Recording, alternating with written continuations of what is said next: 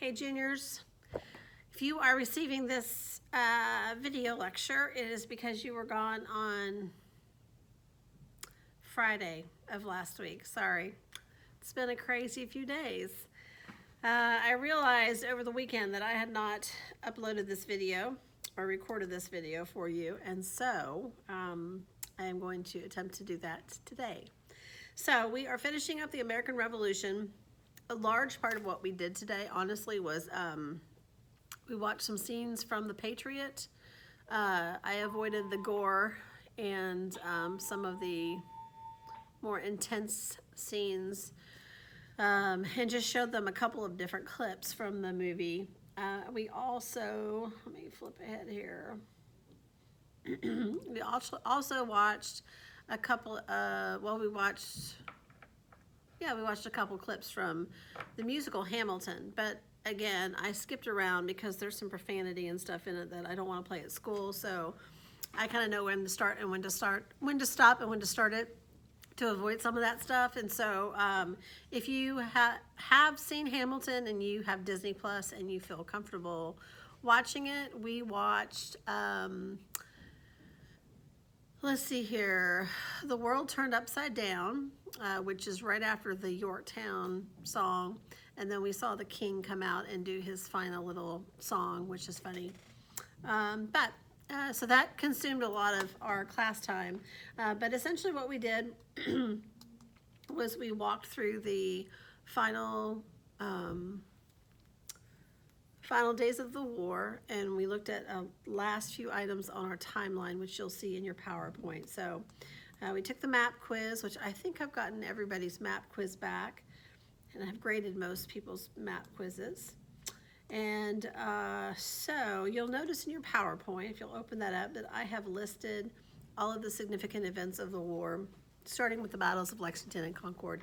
I did that the other day as well, but we added a few. So just really quick, I'm going to run through it with you. In April of 1775, the British Navy that had been occupying Boston since the Boston Tea Party decided to go in search of Sam Adams and John Hancock, who are hiding in Lexington. And then they also had gotten word that there were some ammunitions and stuff stored in Concord. And so they headed out that way, and Paul Revere and some others warned the countryside that they were coming.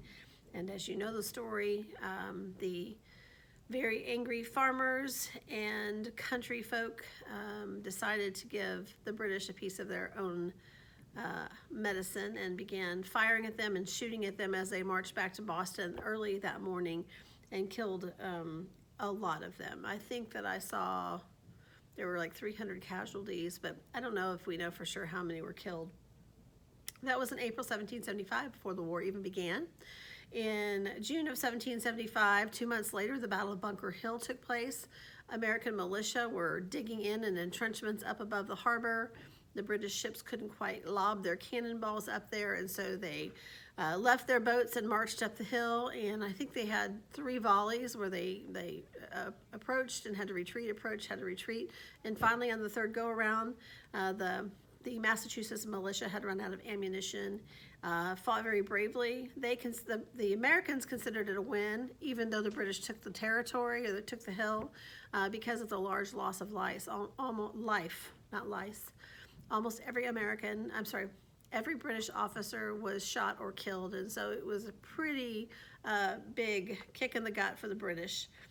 A few months later, in March of 1776, Henry Knox and Benedict Arnold come back to Boston, hauling several huge cannons that they had confiscated from their capture of Fort Ticonderoga in upstate New York. Gave them to George Washington, who liberated Boston Harbor, and the British went scouring outside, or they ended up leaving Boston Harbor. A few months later, in July of 1776, the Continental Congress declares independence from Great Britain. The British Navy, who has been waiting for orders near Nova Scotia, sails to New York City, and they make their way up the East River and the Hudson River and sneak in the back way down Long Island, and the Battle of Long Island ensues, in which George Washington's Continental Army goes a-running. They escape in the middle of the night due to a pretty heavy fog and the British pausing. And the Battle of Long Island falls to the British in August of 1776.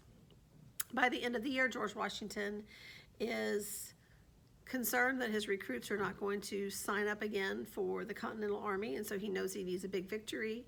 And so he crosses the Delaware River in the snowy Christmas night and crosses the river with several hundred men, marches his way up to Trenton, New Jersey, where he catches the German Hessians off guard and is victorious.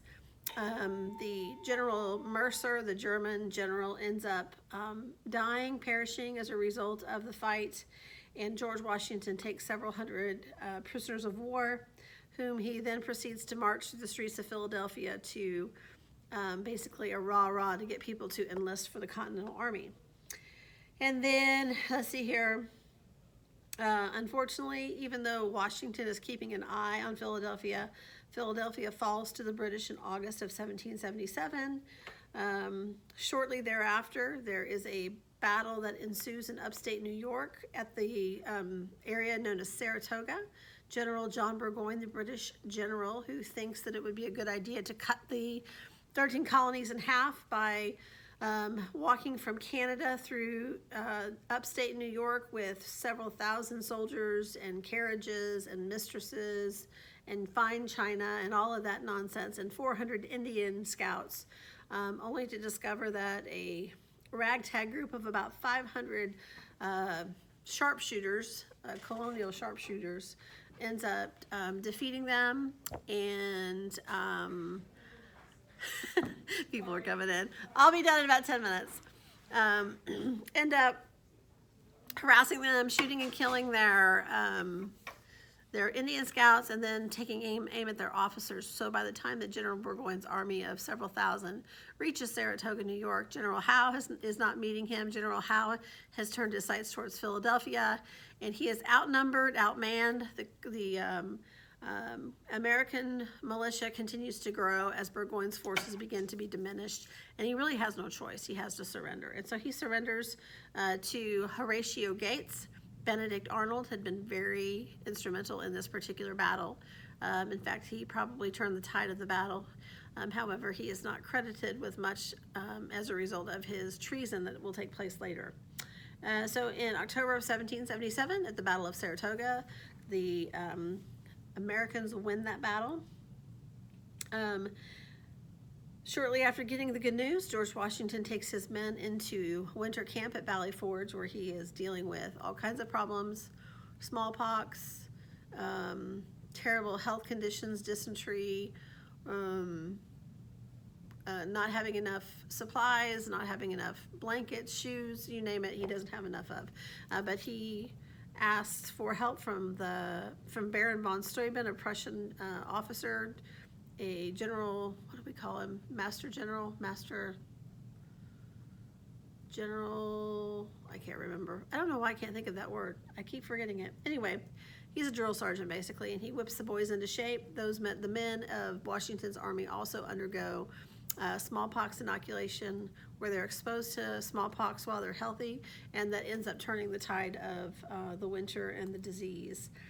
And then following the winter at Valley Forge and the victory at Saratoga, New York, the British decide to kind of give up on New England and New York and turn their sights south, where the money is, where the plantations are, where the tobacco and the cotton and indigo and rice and all of that is. And so they employ a, how shall I say, flamboyant gentleman by the name of Lord Cornwallis.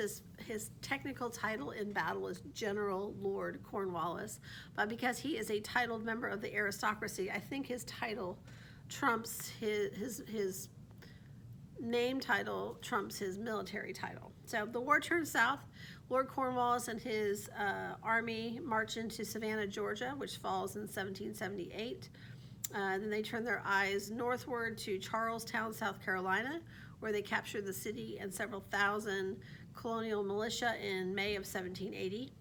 And And then in Camden, there was another British victory. And so things are going fantastic for Lord Cornwallis, but he has really angered what they refer to as I've got to look up the word, the over mountain men of the western countryside of the Carolinas. So I think the book said that 80% of the population in the South, or 80% of the population of the whole country lived in the country. Only a small percentage lived in cities, and the South didn't have very many significant cities. I think that Charlestown only had about 12,000 people. And so the militia, the country, the Carolina country backwoods, backwater fighters came out of the woodwork and just began to harass Cornwallis significantly. And they took a pretty big beating. We'll talk a little bit more about that here in just a second. So, and then I've got the Battle of Yorktown, which is the final battle listed here. But there were, as I said before, there were 2 significant victories for the Americans at the end of that. Savannah, Charlestown, Camden, and then 2 battles, one Kings Mountain and the other one Cowpen, are both in the Carolinas. This is when those backwater Carolinians come out and show their rage towards the British. If you recall, they were very angry with Tarleton, Mr. Tarleton, who was a British cavalry officer who had a reputation for burning things down, killing innocent, surrendering soldiers. And so the Battle of Cowpen, I believe it was, the Americans yelled,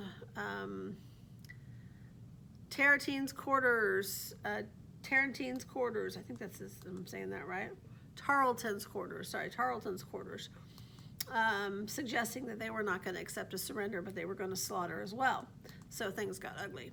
However, General Cornwallis decided that he needed to get some perspective, and he moved his troops onto a peninsula called Yorktown, Virginia.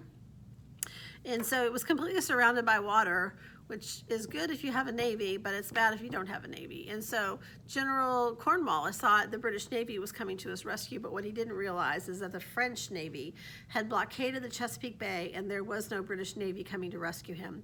So he fought as long as he could until he could fight no longer, and he had to surrender at the Battle of Yorktown several days into the battle. And it was similar to Saratoga, where he just kind of held on, hoping that something would break through, or that the Navy would be able to come and pick him up. At Saratoga, General Burgoyne was hoping that Howe would get the word and come back and rescue him. There were a couple of regiments that were supposed to come to his aid that never did. But in the meantime, the Continental Army is growing and amassing more and more people from all over. And so same thing happened with Lord Cornwallis at Yorktown. His forces began to be diminished, not increased, and the American forces grew and grew and grew. And I believe Yorktown was Alexander Hamilton's first significant charge during the war. He was given charge of a group of regiment or something. And so Marquis de Lafayette, Alexander Hamilton, Nathaniel Greene and the Green Mountain Boys, George Washington, they were all there. So it was a big, huge win. And it effectively, it was October of 1781. It effectively was the end of the war. The writing was on the wall. The British began to talk surrender terms and negotiate, although the peace treaty isn't signed for about a year and a half. So there is still some random fighting, but effectively the war is over. And the world was turned upside down because the little Continental Army had defeated the Great British Army. There is a timeline there that I'll have a copy of for you. It depicts the surrender of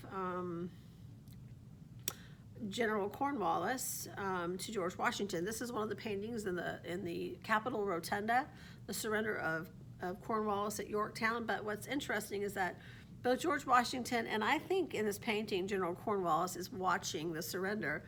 Cornwallis was too proud to surrender his sword to George Washington.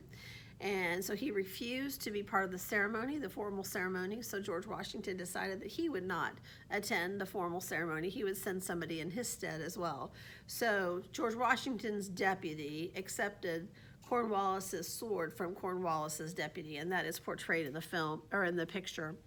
And then finally in 1783, the Treaty of Paris was signed, and Benjamin Franklin and John Adams and a couple of other people were sent to France to negotiate this treaty. And you'll notice that there is a painting that's halfway done. You can see Benjamin Franklin and John Adams up in the front there, but the British delegates are not painted.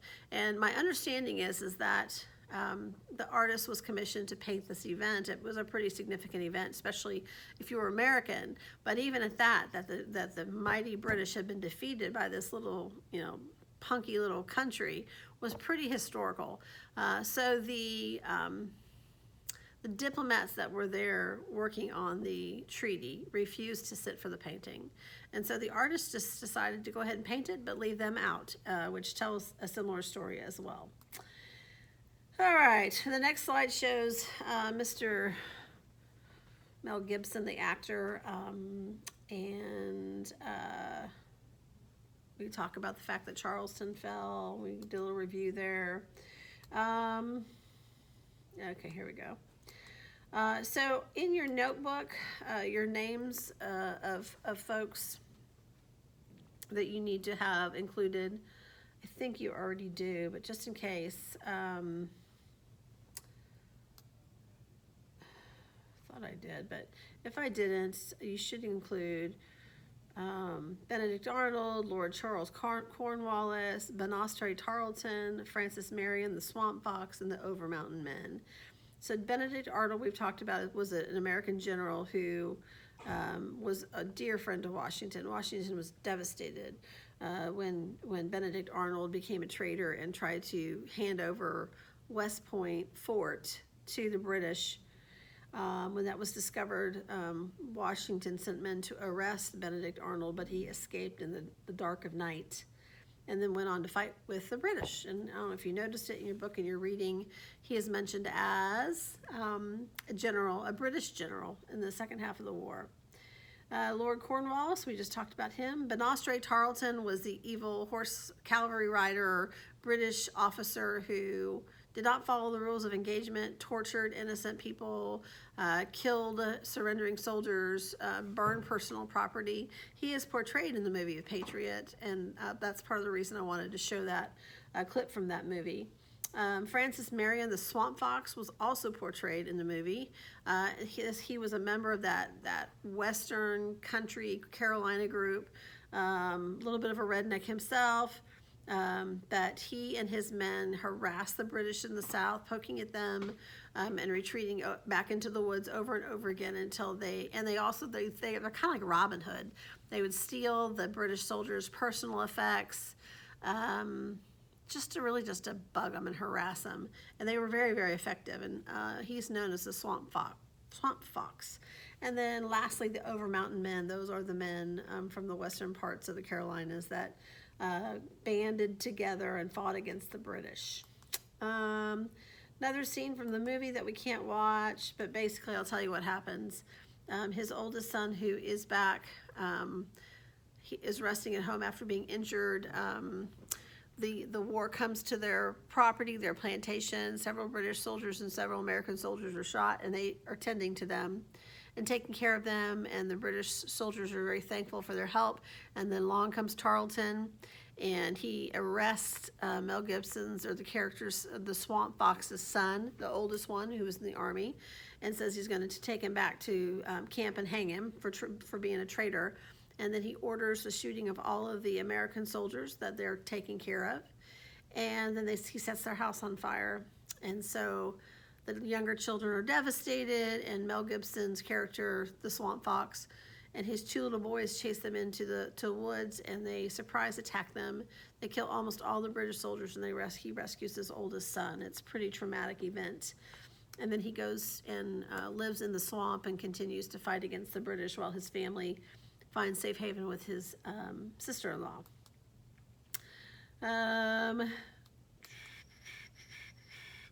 What else? The slides just essentially portray what I just shared with you.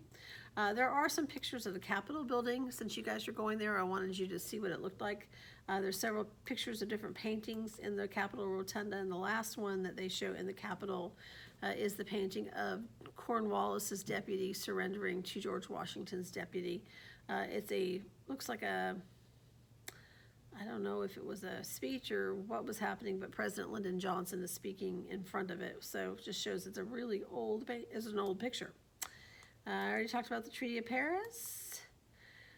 So with the Treaty of Paris in 1783, effectively the war is over. And then we spent some time putting study guides together. So when you guys get back, I'll have you take your test. I've been trying to keep track of the notes and stuff I'm taking in school, so hopefully you'll have those. So I think that's all. I was going to try to find a video that you could watch to give you a little bit of heads up on Yorktown, and I haven't done that yet, so I'm not sure if I will. I think I'm just going to leave it at that. So short and sweet lesson, and I will follow up after tomorrow's class with, actually we're going to take the test tomorrow, and you guys will have to take the test when you get back. So, and then on Friday we're going to be talking about 9/11. I'm not sure when everybody's getting back, so you can make up the test when you get back. I just want to make sure that you have everything you need before you take the test. So let's play it by ear. So there won't be any lesson for tomorrow's class because we'll be testing, and then on Friday we're actually going to watch a movie associated with September 11th. The 20th anniversary is on Saturday. So I'll let you know what the movie is. Hopefully, if you're still in quarantine, it's something you can watch at home. I think it's rated PG. It's called Flight 93, and it's a beautiful retelling of the story of the third airplane that never hit its target because the passengers of the plane knew what was happening, and they took over the plane, and I'll just leave it at that. So anyway, follow Google Classroom, and I will be in touch, and feel free to communicate with me. I'll be checking. Bye.